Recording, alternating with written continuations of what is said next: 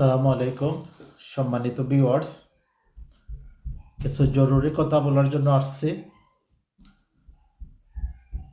জিয়াউল হাসান গ্রেফতার। এই জিয়াউল হাসান হচ্ছে মেজর জেনারেল জিয়াউল হাসান, যিনি আয়নাগরের প্রতিষ্ঠাতা। তার নেতৃত্বে মূলত আয়নাগর পরিচালিত হতো, গুম হতো, খুন হতো। তাকে অবশেষে গ্রেফতার করা হয়েছে। আমরা চাইব সকল গুম এবং খুনের সব তথ্য তার কাছ থেকে উদ্ঘাটন করার জন্য। সে ইলিয়াস আলীকে গুম করেছিল। গুম করার পরে তার কী পরিণতি হয়েছে এটা আমরা শুনতে চাইব, জানতে চাইব, দেশবাসী জানতে চাবে। আমরা চাই মেজর জেনারেল জিয়াউল হাসানকে তার অপকর্মের জন্য বিচারিকভাবে সর্বোচ্চ শাস্তি নিশ্চিত করা এবং বাংলাদেশে যত গুম, যত খুন, আয়নাগরে যত নির্যাতন হয়েছে তার সকল তথ্য উপাত্ত তার কাছ থেকে উদ্ঘাটন করা। সে গ্রেফতার হয়েছে, তাকে চাকরিচ্যুত করা হয়েছে। এখন সে আইনের মুখোমুখি হবে। আদালতের মাধ্যমে, আইনের মাধ্যমে তার সকল অপকর্মের, তার সকল এই নৃশংসতার আমরা বিবরণ জানব এবং তারা কার পরামর্শে এবং কার নির্দেশে এসব সংগঠিত হয়েছে, অথবা কারা তার মদতদাতা ছিল, তাদের নাম পরিচয় আমরা জানব এবং সবাইকে বিচারের আওতায় নিয়ে আসার জন্য আমরা আহ্বান করব। কারণ আমরা জানি সিলেটের ইলিয়াস আলী অনেক দিন হয়ে গেছে, 13-14 বছর, 13 বছর হয়ে গেছে। এখনো তার পরিবার জানে না সে জীবিত আছে না মৃত। এবং তার এই যে সহায় সম্পদ এবং ব্যাংকের টাকা পয়সাও তার সন্তানরা উত্তোলন করতে পারতেছে না, কারণ সেখানে ডেথ সার্টিফিকেট না দেখালে ওয়ারিশরা তার সম্পদ বা তার টাকা পয়সার মালিক হয় না, এটা আমরা জানি। এখন এই অবস্থায় একটি পরিবার 12-13টি বছর নিদারুণ যন্ত্রণায় দিন যাপন করছে। আমরা এখন জিয়াউলকে গ্রেফতারের মধ্য দিয়ে আমরা সব কিছু জানবো, আমরা সব উপাত্ত জানবো এবং তার সাথে কারা কারা সংশ্লিষ্ট ছিল, কারা নির্দেশদাতা ছিল, কারা হুকুমদাতা ছিল, তাদের নাম পরিচয় জাতি জানবে এবং সবাইকে আইনের আওতায় নিয়ে আসা হবে। আরেকটি বিষয় সম্মানিত ভিউয়ার্স, আলে ইমাম মজুমদারকে উপদেষ্টা পরিষদের অন্তর্ভুক্ত করা হয়েছে।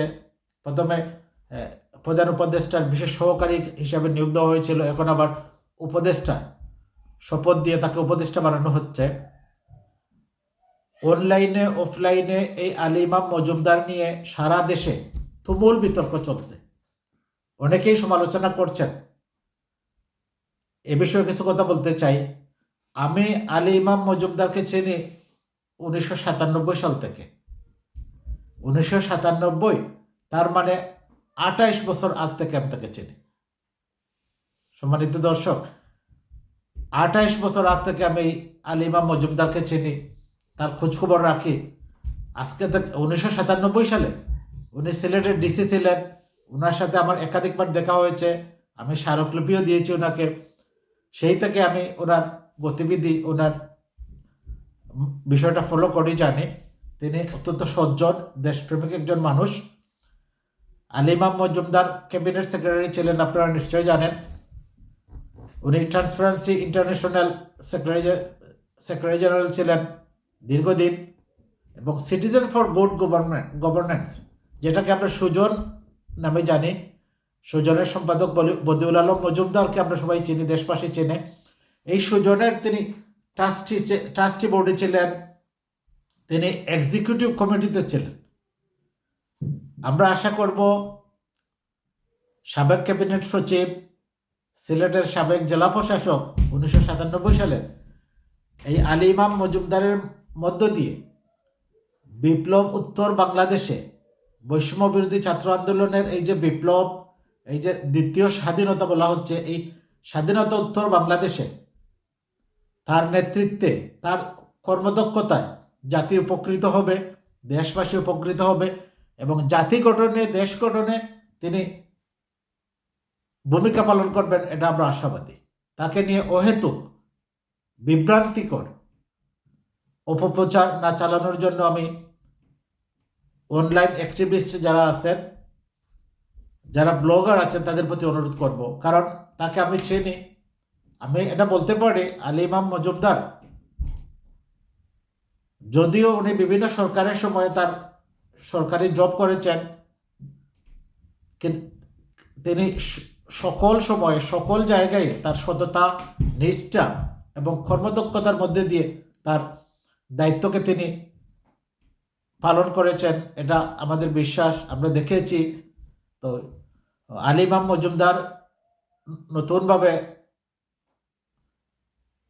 কেয়ারটেকার গভর্নমেন্টে বা ইন্টারিম গভর্নমেন্ট যুক্ত হয়, এই সরকার আরও শক্তিশালী হবে, তারা আরও যুগান্তরকারী কিছু কাজ করে জাতিকে উপহার দিবে, জাতি গঠনে, দেশ গঠনে, দেশের আইন শৃঙ্খলার সার্বিক পরিস্থিতি নিয়ন্ত্রণে এবং ওই স্বৈরাচারের দোসরদের, গণহত্যাকারীদের বিচারের আওতায় এনে যথোপযুক্ত বিচারের ব্যবস্থা করা হবে বলে আমাদের বিশ্বাস।